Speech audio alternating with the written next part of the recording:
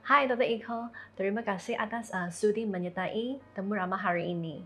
Bolehkah Dr. Iko memperkenalkan diri tentang pengalaman dan juga kepakaran dan profesi Anda?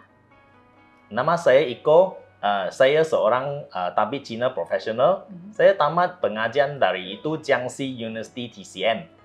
Saya berpakar dalam bidang akupuntur dan organ dalaman TCM. Okey.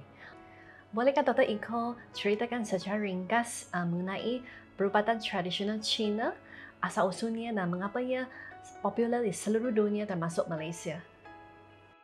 Biasanya kita boleh tengok ada banyak permainan peserta sukan buat bekam dan kaping di Olimpik macam berenang. Ada juga artis banyak membuat itu rawatan akupuntur. Perubatan tradisional Cina bukan sahaja bekam, kaping, akupuntur, tapi juga ada banyak herba-herba macam herbal tea. Ia bermula daripada 3,000 tahun dahulu. Prinsip perubatan Cina bukan sahaja merawat penyakit, tapi juga mencegah penyakitan. Jadi apakah perbezaan utama antara perubatan tradisional Cina dengan amalan perubatan moden? Okey, bagi perubatan moden, mereka merawat penyakit terhadap organ dan bahagian badan yang tertentu. Manakala bagi perubatan tradisional Cina, kami beranggap badan sebagai satu keseluruhan. Seperti masalah di mata, kami merawat hati. Jika ada sakit di kepala, kami buat akupuntur di kaki. Kedua-dua perubatan moden dan perubatan tradisional Cina juga cekap dan efektif. Biasanya kami bekerja sama untuk merawat penyakit. Bagaimanakah perubatan tradisional Cina membantu pemulihan pesakit COVID-19? COVID-19 bermula dari Wuhan, China.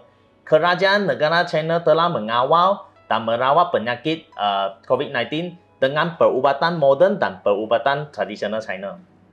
Kita tahu COVID-19 bukan coronavirus yang baru. Dunia kita telah mengalami coronavirus iaitu SARS. Dalam pengalaman dan memberi rawatan untuk penyakit, kerajaan negara China telah banyak menggunakan perubatan tradisional China. Pada masa ini, kerajaan negara China telah mengumumkan 3 herba tradisi untuk merawat COVID-19. Hingga sekarang COVID-19, perubatan China juga memainkan peranan yang penting, yaitu Qingfei Paidu, Jinghua Qinggan, Lianhua Qingwen. Peratus pemulih untuk penyakit COVID-19 adalah melebihi 90%. Adakah Lianhua Qingwen terbukti berkesan kepada pesakit COVID-19? Lianhua Qingwen berasal dari pandemik SARS. Formula ini telah sebar hingga sekarang. Bukan sahaja di negara China, dari masa pandemik di Eropah seperti di Itali, negara China telah menghantarkan 100,000 kotak Lianhua Qingwen dan ia terbukti berkesan. Adakah Lianhua Qingwen sesuai kepada orang yang sihat? Lianhua Qingwen boleh merawat simptom seperti batuk, sakit kerongkong, demam, dan masalah paru-paru. Bagi mereka yang bukan pesakit COVID, jika ada masalah-masalah tersebut juga boleh mengambil Lianhua Qingwen. Bolehkah doktor jelaskan bahan-bahan yang terkandung dalam Lianhua Qingwen dan fungsi-fungsi mereka? Lianhua Qingwen mengandungi lebih daripada 10 jenis herba tradisi. Antara bahan yang terutamanya ialah lianqiao dan jingyinghua. Ia boleh merawat demam dan detox. Terutamanya itu panas di paru-paru. Selain itu, sekau gypsum boleh menurun suhu badan kita. Ketiganya gualo. Dia boleh mengeluarkan kahak supaya air tidak tersangkut dalam paru-paru. Simptom ini sering dijumpa di dalam pesakit COVID. Dalam pengalaman saya, pesakit COVID-19 ada kesusahan untuk menelan kapsul.